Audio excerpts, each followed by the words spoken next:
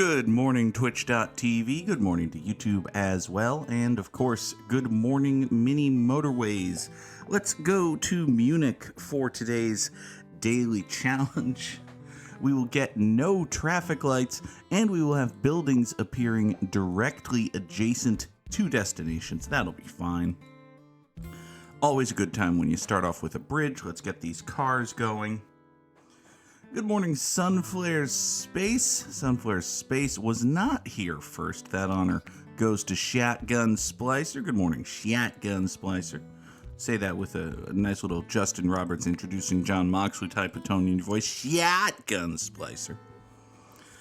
Oh, God. Coffee Cafe is here. Good morning, Coffee Cafe. Mini Motorways is doing that awful zoom in thing. M. Pizarro is here. Good morning, M. Pizarro. First time chatter, brand new follower. You've picked a hell of a day to join us because we're talking about dead wrestlers. Not a good day. Not a good couple of days to be a pro wrestling fan in general, really. If you haven't heard, and listen, a lot of the folks watching aren't wrestling fans, so you probably haven't heard. On Wednesday, we learned that Terry Funk, there are many, many people who will tell you that Terry Funk is the best wrestler ever. One of the greatest wrestlers of all time passed away. Terry Funk was a legend in the business.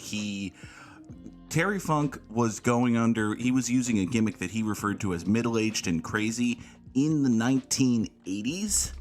And then he proceeded to have multiple Hall of Fame careers after that. Terry Funk was, at times, an ageless wonder. At other times, just a fucking wonder. Unfortunately, Coffee Cafe, that was not a joke that we were talking about dead wrestlers today. We are, in fact, talking about dead wrestlers. We're going to try not to be too much of a bummer here. It is supposed to be a fun, lighthearted morning show, but listen, we talk about wrestling a lot on the show. I like wrestling, and unfortunately, it's been a pretty shitty week for pro wrestling, because in addition to the loss of one of the absolute legends of the business, a guy who, you could spend hours talking about Terry Funk's career very easily. In addition to that, Bray Wyatt died. And Nora, hi, you're very cute. Not now. Bray Wyatt, or Wyndham Rotunda, as is his real name, Bray Wyatt was a guy in WWE who was one of the most creative-minded individuals in the pro wrestling business. Anyone who talked to Bray Wyatt will tell you he always had ideas, he always had thoughts, and they were all weird. Listen, Bray Wyatt did a lot of weird things on TV, off TV, with his character. I'd be lying if I said they were all for me, but they were always... You could never not watch whatever Bray Wyatt was doing, even if you didn't understand it, even if you didn't get it. It was just,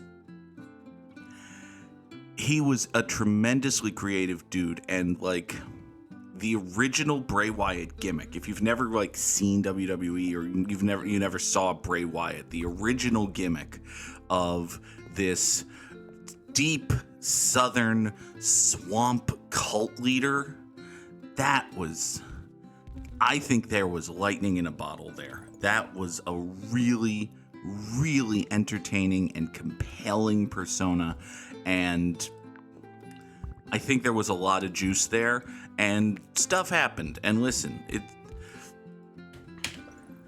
I don't want to just sit here and say, oh, he would have been a megastar if WWE hadn't ruined him, because there are 95 guys about whom you could say that, but Bray Wyatt would have been a megastar.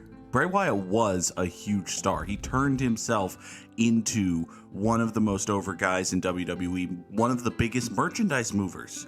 His fourth gimmick, The Fiend, was a huge merchandise mover.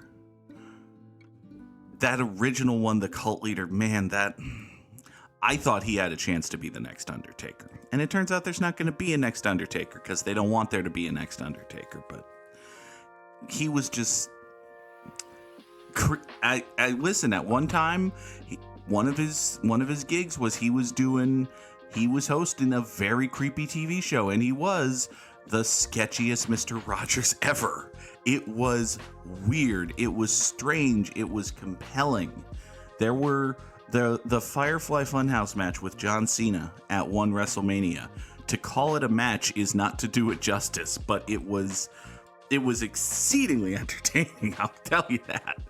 And just anyone who talks about him today will tell you he was such a nice guy. It just sucks. Dude was 36 years old. And just fuck it. It's a completely different feeling, right? Like, and you can't help but make the comparison because they both died in the same week. With the passing of Terry Funk, it felt like, yeah, you're sad because this is a legend of the business, a guy who had been around forever, a guy everybody knew and had great things to say about, but it feels natural, right? He's a dude in his late 70s who we knew had been sick for a long time, and it's like, oh hey, that day we've been dreading is here. Let's take this time to mourn, yes, but also to celebrate the life of Terry Funk. And with Bray Wyatt, with Wyndham Rotunda, it's, again, he had been sick, but even with him having been sick, he was thought to have been on the mend. He was making progress toward coming back to WWE. And then this just comes out of the blue, and it's a shock, and it's awful. He leaves behind a wife. He had 4 kids. He was 36 years old. I'm not going to lie to you, folks. Part of the reason this is hitting me so hard is that I am 36 years old. So it has been, just on a personal note, it has been not fun to see a whole bunch of 1987 to 2023s on people's tributes. That is by far the smallest part of this, but anyway, let's get these Reds over to here. I don't have massive, incredible insights to offer. Dave Meltzer wrote a great thing about Terry Funk because, of course, he did. And Dave Meltzer is one of the most informed and best wrestling writers of this or any generation, and Terry Funk is not only one of the best wrestlers of all time, he's also one of Dave Meltzer's favorite wrestlers of all time, and they were very close. So yeah, Dave Meltzer wrote a tremendous tribute to Terry Funk, which I will put a link to in the description for those on YouTube. I assume that the Observer made that free for all because it should have been.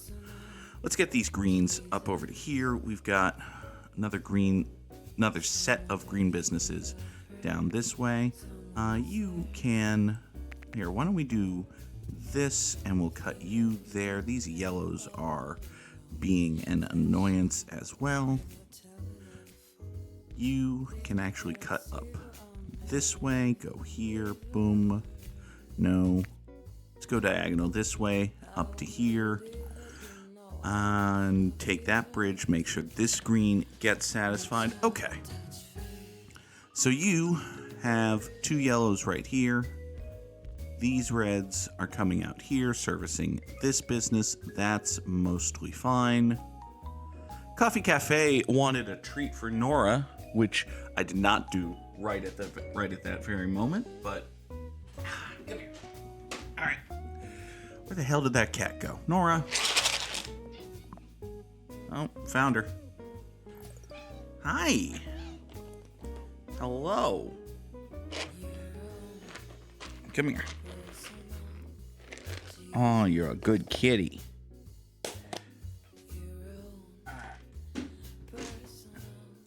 Hello. Would you like this? Come here. Oh, there's a baby. Yes, you can have a treat. Oh, there's a good cat. All right, let's go. That's okay. Listen, Coffee, it is what it is. It's not a big deal. We're cool. Let's get this greenhouse going over this way. This dark blue circle is pretty much running on borrowed time. I need to do something strange here. Oh, gross. Well, that just means we're gonna have to burn a motorway. I think, guys, we can't have. Okay. Well, actually, it still means we have to burn a motorway because what's the alternative? I toss a ridiculous roundabout for no good reason in here. I'm planning a ridiculous roundabout with barely a good reason behind it elsewhere. So let's have motorway number 2. Just hook right up here. Yeah, you would have to I'd have to reassign this yellow over to here and put a silly roundabout right here just to get a snake road going up this way. Fuck all of that. Let's just draw a motorway. Now, speaking of silly roundabouts and snake roads and all of that, I think right here is pretty prime territory for a rather silly roundabout. If we go into here, you come down into here. These greens, actually, hold on. Yeah, we're gonna have to have a little bit of roundabout going on here. You two greens can bypass the whole roundabout situation and just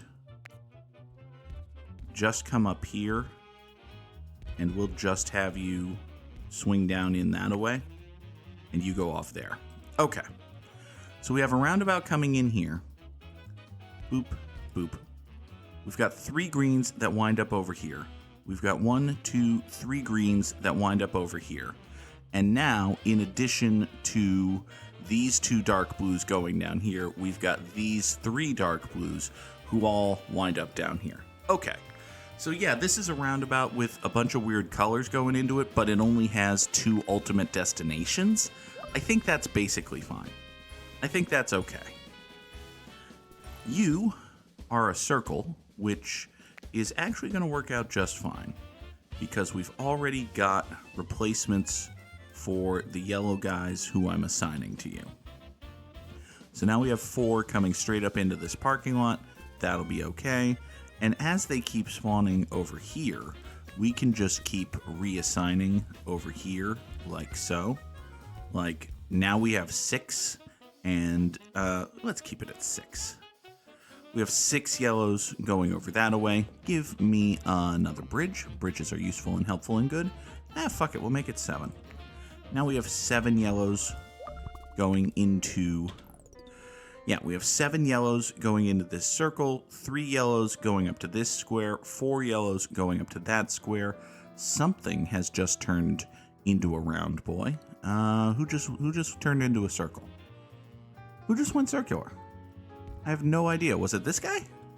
Maybe this guy just went circular. Hey, if this guy wants to go circular, that's totally fine. You've already got 6 houses pointed into you, so I have no problem with that. I have a mild problem with the state of this red thing right here, which we can probably pretty easily fix, actually. What if we boom and boom? So now you come up to here and boom. There. Smooth that out a little. There. Okay. Now we've got 7 converging on this circle, so that's pretty much fine. You are a brand new red circle. That's annoying. Did I have a chance to see anything from Gamescom? Absolutely not. I have no knowledge of anything that's gone on at Gamescom. Yeah, basically, I didn't even know Gamescom was happening. I'm only aware of what Gamescom is through context clues. It's a big gaming event, presumably. Yeah, tell me what happened at Gamescom, Shotgun Splicer. Meanwhile, while we're doing that, we're going to draw another overland motorway, actually.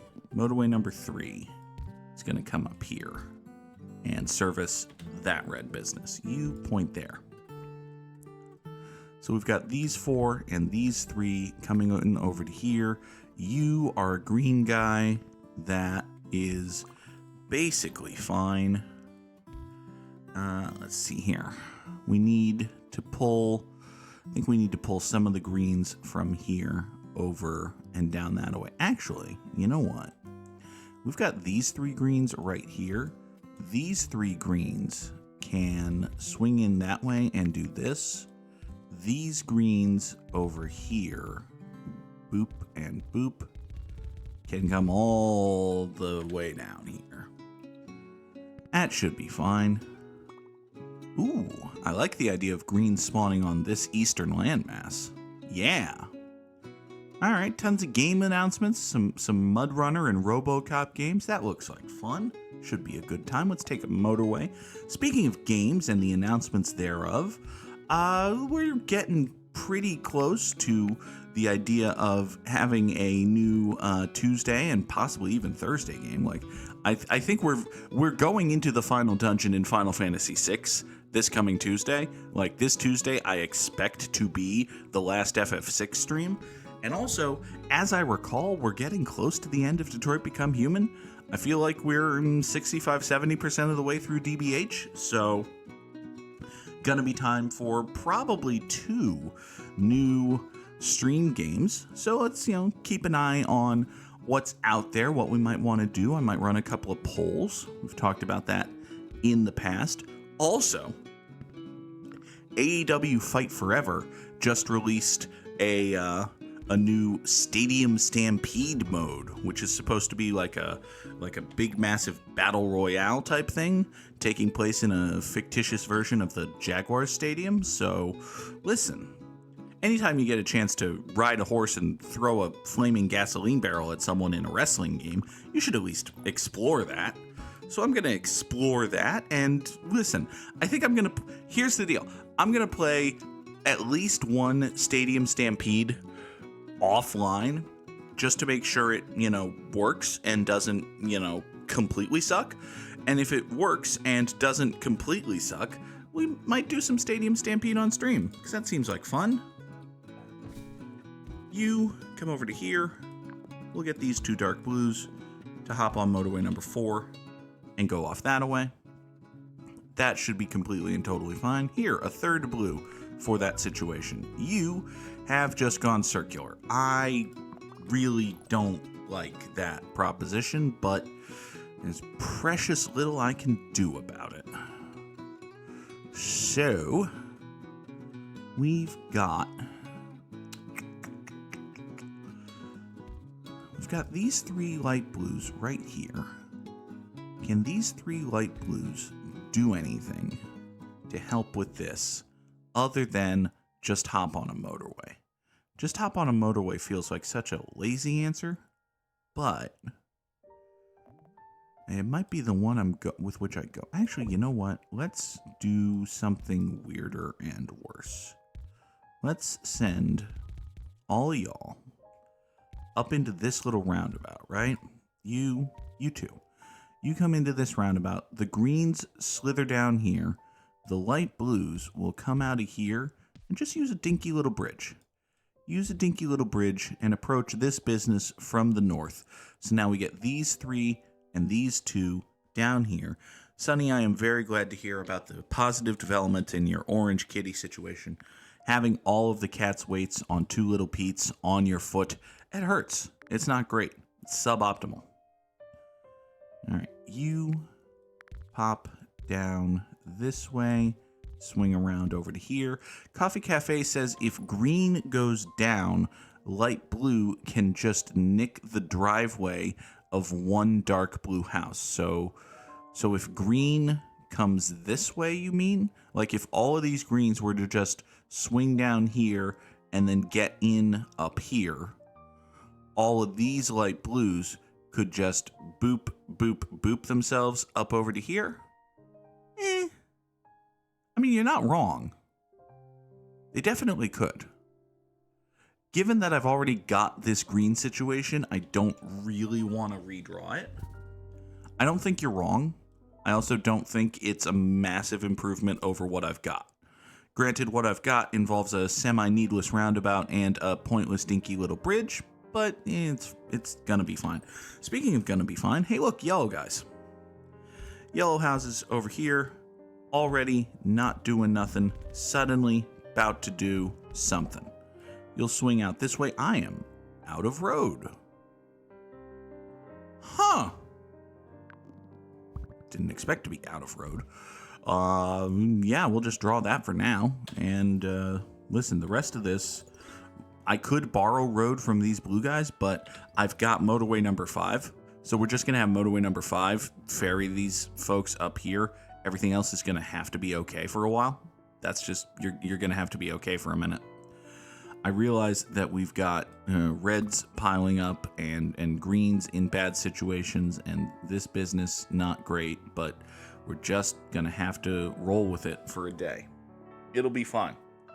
It'll be completely and totally fine. This red business is not presently dying or anything. Actually, this red business is kind of presently dying. Fuck.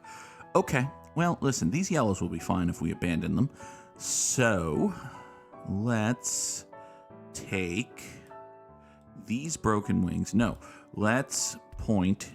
Actually, I don't have any road tiles to do. Here, let me claw back a few road tiles real quick. We'll draw this road properly in a minute. You, over here, where was my motorway number 5? There was my motorway number 5. You, 2, will totally be enough to service and support this red house right here that exists. Yeah. This red house right here that exists, a project of the Children's Television Workshop, supported by viewers like you. Give me 30 road tiles. You, and for lack of a better option, you are gonna, here, kill that. Now all of a sudden I have 40 road tiles. That's great. Let's run 3 greens down to here, and these yellows up over here as promised, and suddenly I'm basically out of road again. Just can't wait to be out of road again. It's not how the song goes. You go up there, you go up there, you come over to here, boop and boop. Okay, everybody go? Yeah, I think that's where we're at. Everybody go. Motorway number 5 is in the process of fixing itself. This, no, I need to get more reds. This needs more reds, actually. I don't have enough in terms of the reds. So, let's get some more reds. For instance, you know, this is 5 right here. I don't necessarily think I need this. Apparently I do need that. So let's slightly rethink our commitment there. You know what? If we do just 2. Yeah, if we pull these 2 down to here, we're going to have to restructure motorway number 5, actually. That restructuring might be what dooms me, but hopefully we can get a couple more houses involved. You can come up that way. Yeah, you're still overcooked. Uh-oh. Can I get there with... Yeah, that's very bad, actually. Let's emergency measures fix this. Can you approach this from the... No? Can you approach it from the north? Okay. Every red car right here, I just need you to go for a second. Okay, I need to draw all of these red cars into here just long enough to have these reds get back on motorway number 5. Now that they're on the road, I can kill this and... No! Oh! Not precise enough with the canceling. That red business is dead now. That red business... If it wasn't already gonna crap out, okay. I'm kind of glad that it was already gonna crap out, because if it wasn't already gonna crap out, I just killed it with being sloppy. Instead, I just failed because I'm not great at the game. That's okay. That's preferable. Here, give me a second to set up the Wordle window. While I'm doing that, we will take a look at our score. 1628 isn't a bad score. It's, top 28, top 20%. I could use an undo button for accidental motorway deletion. I kind of understand why, but yeah, not the best of days. But hey, even on not the best of days, top 20% in the world is okay. Getting wrecked by Sam the Samurai and Parlor Ghost, and not so much. Here, drop those ghosties in the chat if you're on tier 2. Hit the Samurai Slam button for the tier 1 emotes. Alright, let's move on to our very best friend in the world, and we'll play Wordle. Hey, look at that. The Wordle screen was on top the whole goddamn time because I didn't have the OBS scene set properly. That's fine. I've only done like 700 Twitch streams in my life. That's a minor exaggeration, but you'd be surprised at how minor. Sam Samurai, Parlor Ghost, they defeated me. They were triumphant. Here we go. All right. Yeah, top 20%. We still take those. It's not bad. It is not quite great, but it is definitely not awful. Here, let's try awful. Awful's a perfectly okay Wordle word. Hey, you know what it could be? How many dozens of times have I used great as the first guess on word? Oh, thank God it's not great. If it was great today, I would have been angry. It could be cheap. It's not, but we do know that there's a C. So it could be ocean. Could absolutely be ocean. Hey, look at that. Short, sweet, to the point. Bang ourselves out a Wordle. Just like that. Let us head over to the Immaculate Grid. Let's try to do yesterday's grid. Oh, good God. Royals and Padres and Twins and Phillies and Mariners and guys who had 30 steals in a season? All right, well, a Mariner who did that is Ichiro, right? Yup. A Philly who did that is Jimmy Rollins, right? Yup. A Twin what did that is... I can't name a single fucking fast Twin. Was Chuck Knobloch a speed guy? I don't really think Chuck Knobloch was a speed guy. What fucking Minnesota Twin had 30 steals in a season? Was Paul Molitor a speed guy? I don't really think Paul Molitor was a speed guy. Here, let's try Chuck Knobloch. And if not, we're going to be really bad really fast. Hey, I was right about stuff. All right. Go, Chuck Knobloch. Okay. So, now the hard part. Okay. A Twin who played for the Royals or the Padres. Yeesh. Philly who played for the Padres. I think Jamie Moyer was a Padre, so he counts, right? Jamie Moyer? Jamie Moyer was absolutely not a Padre. Well, fine. This is going to be very quick then. I think Mike Cameron played for the Padres, and I know he played for the Mariners. Hey, I was right about stuff. King Felix Hernandez was never a Kansas City Royal, which feels like a missed opportunity, but what are you going to do? Carlos Ruiz ever a Royal? Oh, the kitty left. A shame. Sadness. Kevin Apier was a Twin in a Royal, wasn't he? Nope. Was David Cohn? I don't think David Cohn was ever actually a Minnesota Twin. Let's not do that. I do think Brett Saberhagen was a Minnesota Twin, so we'll try that. Hey, I was wrong about stuff. It's entirely conceivable to me that LaTroy Hawkins was a longtime Twin. Was he ever a Royal? I don't think so, actually. Was he Philly? Well, if he wasn't remember Pedro. Pedro Martinez was a Philly, but neither a Royal nor a Padres, so sad times. Remember Pedro is really useful for like the pitching rate stats or the 4 teams for which he played. 4 teams? It's more than that. Dodgers, Expos, Red Sox, Mets, Phillies. 5 teams. Yeah, that's 5 teams. That's 1/6 of the active teams in Major League Baseball. Let's see here. Randy Johnson never played for the Royals, which is a damnable shame. Was Will Myers ever a Philly? Maybe. Probably not. I don't think so, actually. He got traded straight to the Padres. Okay.